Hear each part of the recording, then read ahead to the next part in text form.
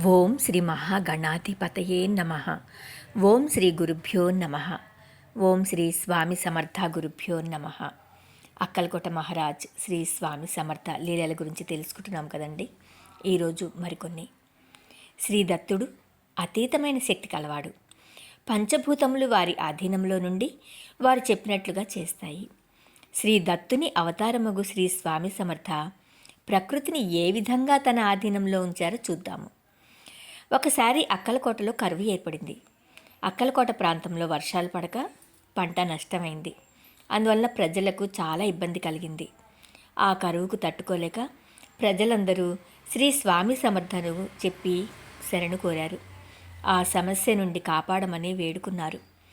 శ్రీ స్వామి సమర్థ వేదాలలోని పర్జన్య సూక్తమును మరియు రేణుకా సహస్రనామ పారాయణము చేయించమని ఆజ్ఞాపించారు.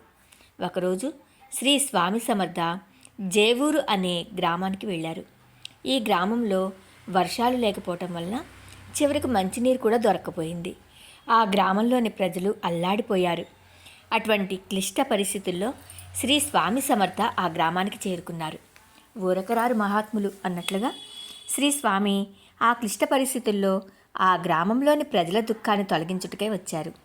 శ్రీ స్వామి సమర్థ అవధూతలకు ఎక్కడ ఏమి జరుగుతుందో, ఎవరికి ఏ కష్టం వచ్చునో వారికి ఇట్లే తెలిసిపోతుంది. వారు బయటపడకుండా ఏదో ఒక నెపంతో కష్టాలు ఉన్నవారి వద్దకు వారే కదిలి వచ్చి రక్షిస్తారు. అలాగే శ్రీ స్వామి సమర్థ జేవూరి గ్రామంలోని పరిస్థితులను తెలుసుకొని ఆ గ్రామంలో వారి దివ్య పాదాలను మోపారు. శ్రీ స్వామి సమర్థ ఆ గ్రామంలోని శివాలయానికి వెళ్ళి శివలింగాన్ని చూస్తూ వర్షాలు ఇంకా పంపలేదేమీ అని గట్టిగా అరిచారు.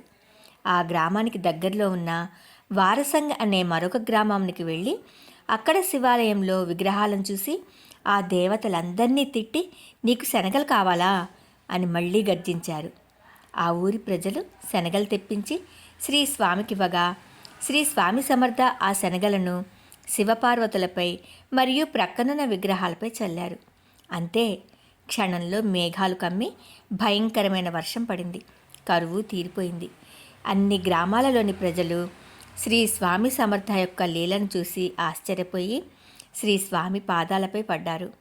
శ్రీ స్వామి సమర్థ తదుపరి అవతారమగు అనగా శ్రీ దత్తుని 5వ అవతారమగు షిరిడీలోని శ్రీ సాయిబాబా వారు కూడా ఇలాంటి లీలనే చూపారు.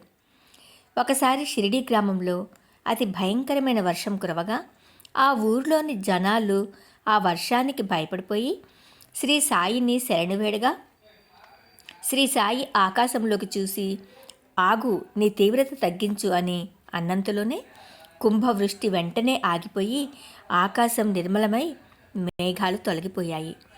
శ్రీ స్వామి సమర్థ వర్షాలు లేని చోట మబ్బులు తెప్పించి కుంభవృష్టి కురిపించి లీలను చూపగా శ్రీ షిరిడీ సాయి కుంభవృష్టి పడుతున్నప్పుడు మరియు ఆకాశమంతా మేఘాలు నిండిన వారిని తన లీల చేత ఆ కుంభవృష్టిని ఆపి ఆ మేఘాలను తొలగించారు.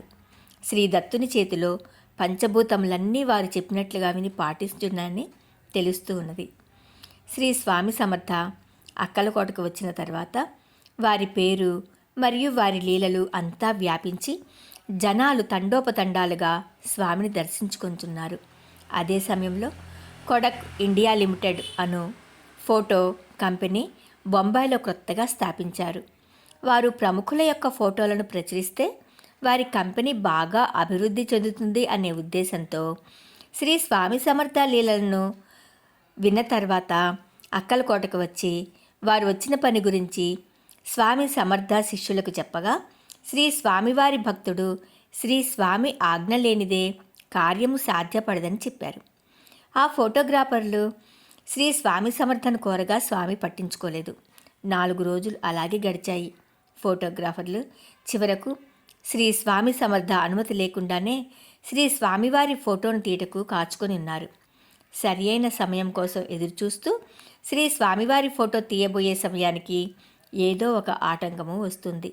ఇలా చాలాసార్లు గడిచిన పిదప ఆ ఫోటోగ్రాఫర్లు శ్రీ స్వామి సమర్థకు తెలియకుండా ఒక ఫోటోను తీశారు. నెగిటివ్ని కడిగి ఆ ఫోటోను శ్రీ స్వామివారికి చూపించగా శ్రీ స్వామి సమర్థ ఆ ఫోటోను ఒక భక్తునికిచ్చి అందులో ఏముందో చెప్పమనగా ఆ భక్తుడు ఆ ఫోటోను చూసి శ్రీరామచంద్రుడని చెప్పాడు. మరొక భక్తునికి చూపగా మహావిష్ణువు అని అన్నాడు. ఇంకొక భక్తుడు అంబా భవాని ఫోటో అన్నది. ఆ ఫోటోగ్రాఫర్లు స్వామి ఫోటోను పట్టుకొని ఆ భక్తుడు అలా అనుట విని నివ్వెరపోయి చివరకు శ్రీ స్వామి సమర్థనే సరిగ్గా చూసి చెప్పన్నారు.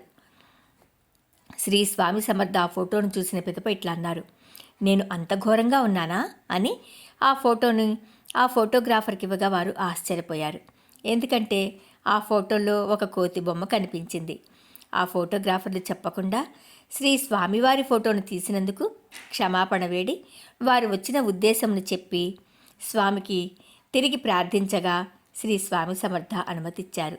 ఆ ఫోటోగ్రాఫర్లు మళ్ళీ శ్రీ స్వామివారి ఫోటోను తీయగా ఫోటో చాలా బాగా వచ్చింది. ఒకసారి ఫడ్కే అనే ఫోటోగ్రాఫర్ ఫోటో తీయటానికి శ్రీ స్వామివారి అనుమతిని పొంది సిద్ధమవగా శ్రీ స్వామి సమర్థ బాగా చీకటి పడే వరకు హుక్కా పీలుస్తూనే ఉన్నారు. ఆ ఫోటోగ్రాఫర్ చీకటి పడేదాకా వేచి ఉన్నాడు. శ్రీ స్వామి చీకటిలోనే ఫోటో తీయమన్నారు.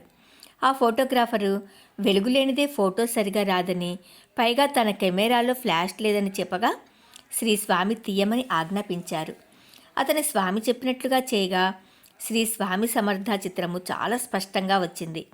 అవధూతల చిత్రములను ఫోటో తీయవలనంటే సాధ్యం కాదు. మనం వింటూనే ఉంటాం, మహాత్ముల యొక్క ఫోటోను తీసినా అవి కడిగిన తర్వాత ఫోటోలు రావని, వారి అనుమతి లేకుండా తీస్తే అవి రావు. అదే వారి అనుమతి తీసుకొని తీస్తే వారి ఆశీర్వచనంతో స్పష్టంగా వస్తాయి. పరమాత్మని చిత్రములను కెమెరా పెట్టెలలో బంధించగలమా? అది అసాధ్యమే.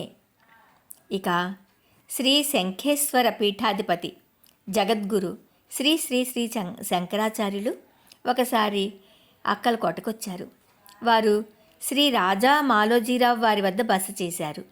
శ్రీ స్వామి సమర్థ రాజుగారి భవనానికి వచ్చారు. శ్రీ స్వామి వారిని శంకరాచార్యులు చూసి వారి దివ్య మంగళ విగ్రహానికి ముగ్ధులయ్యారు. ఒకరినొకరు చూసుకున్నారు కానీ దగ్గరకు వెళ్ళి మాట్లాడలేదు. మధ్యాహ్నం భోజన వేళలో శ్రీ స్వామి సమర్థ కూర్చొంటూ చూసి కొందరు బ్రాహ్మణులు శ్రీ స్వామివారిని బ్రాహ్మణుల పంక్తిలో కూర్చోవడం వల్ల ఎగతాళి చేశారు.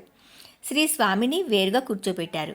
అందరికీ వడ్డన అయిన తర్వాత వడ్డించిన పదార్థములన్నీ చెడు వాసనతో మరియు పురుగులతో కనిపించాయి. శ్రీ స్వామి సమర్థను అవమానం చేయటం వలన అట్లా జరిగిందని గ్రహించి బ్రాహ్మణులు శంకరాచార్యుల వారికి జరిగిన విషయం చెప్పారు. శ్రీ శంకరాచార్యుల వారు స్వామి వద్దకు వెళ్ళి నమస్కరించి ఆహ్వానించి తమతో పాటు భోజనానికి రండి అని చెప్పారు. శ్రీ స్వామి సమర్థ శంకరాచార్యుల వారి ప్రక్కన కూర్చొని భోజనం ప్రారంభించగా వడ్డించిన పదార్థాలన్నీ తిరిగి రుచికరాలుగా మారినాయి. శ్రీ పరమహంస సద్గురు స్వామి సంపూర్ణానంద మహాయోగి శ్రీ స్వామి సమర్థ యొక్క లీలలను విని స్వామిపై అనన్య భక్తి విశ్వాసములు కలిగి ఉండేవారు. శ్రీ స్వామివారి ఫోటోను ఎప్పుడూ ఉంచుకునేవారు. ఆళందిలో శ్రీ సత్యదేవానంద సరస్వతి అనే యోగి అక్కలకోటకు వచ్చి శ్రీ స్వామి సమర్థుల పాదుకలను పూజించారు. వారికి శ్రీ స్వామివారు స్వప్న దర్శనమిచ్చి శ్రీ స్వరూపానంద పరమహంస దర్శనం చేసుకోమని ఆజ్ఞాపించారు. శ్రీ స్వామి సమర్థులు అక్కలకోటకు రాగమునుపు చేసిన పర్యటనలో గంగాసాగర సంగమం వద్ద శ్రీ రామకృష్ణ పరమహంస కలిశారు. నిజానికి యోగులంతా ఒక్కరే, కార్యాలు వేరుగా స్వీకరించి లోక కళ్యాణం కొరకై అవతరించి వారి కార్యములు సిద్ధించిన తరువాత వారి అవతారములు చాలించి ఎక్కడి నుండి వచ్చారో అక్కడికి వెళ్ళిపోయేదారు. ఒకరు చేయవలసిన కార్యమును వేరొక యోగి ముట్టరు. కావున తన భక్తుల స్వప్నములలో యోగులు దర్శనమిచ్చి ఫలానా చోటికి ఫలానా యోగి వద్దకు వెళ్ళమని ఆజ్ఞాపిస్తారు. నామరూపాలు వేరేనా, వారి సిద్ధాంతము ఒక్కటే. జై శ్రీ స్వామి సమర్థ. ఓం శ్రీ గురుభ్యో నమః.